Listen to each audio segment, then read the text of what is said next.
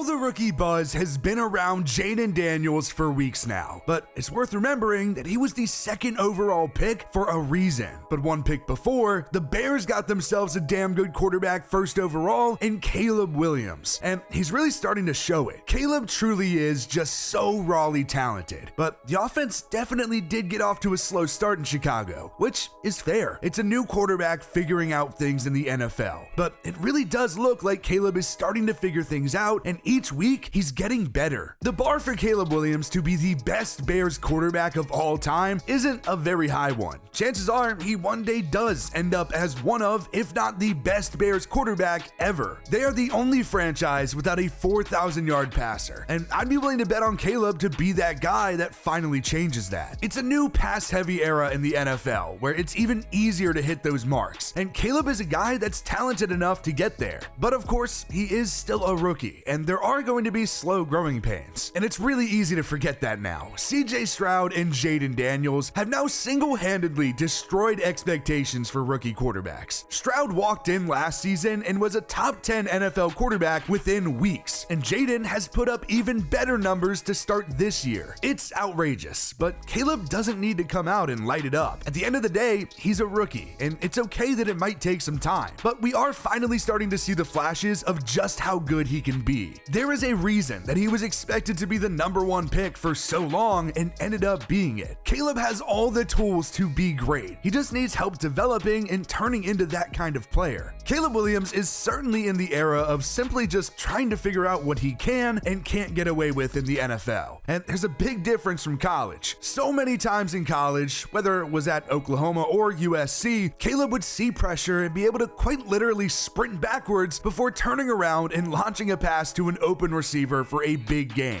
And that's not something that a lot of players can even do in college, but Caleb was that good. But in the NFL, that rarely works, unless of course you're Lamar Jackson against the Bengals. Everyone on the field in the NFL was the best player on their college team. That's just the reality. You have to rely on other factors and be more of a sound player, and that's something that Caleb is still trying to figure out, and I definitely think it's something that he can figure out. When it comes down to it, the biggest thing for a rookie quarterback is continuing to progress and get better, and that is to a T exactly what we've seen from Caleb Williams. Every single week, he's showing the talent that made him the first overall pick, but he's also just getting better and adjusting to the pro speed faster. Now that it's been 5 weeks, we can really actually take a look at Caleb Williams and how he's performed this season. The flashes have been there the whole time, but he's continued to just calm down and really get used to NFL speed. Week 1 was certainly a big welcome to the NFL moment. And when you talk about the differences in speed of the game, there was a perfect example in this game.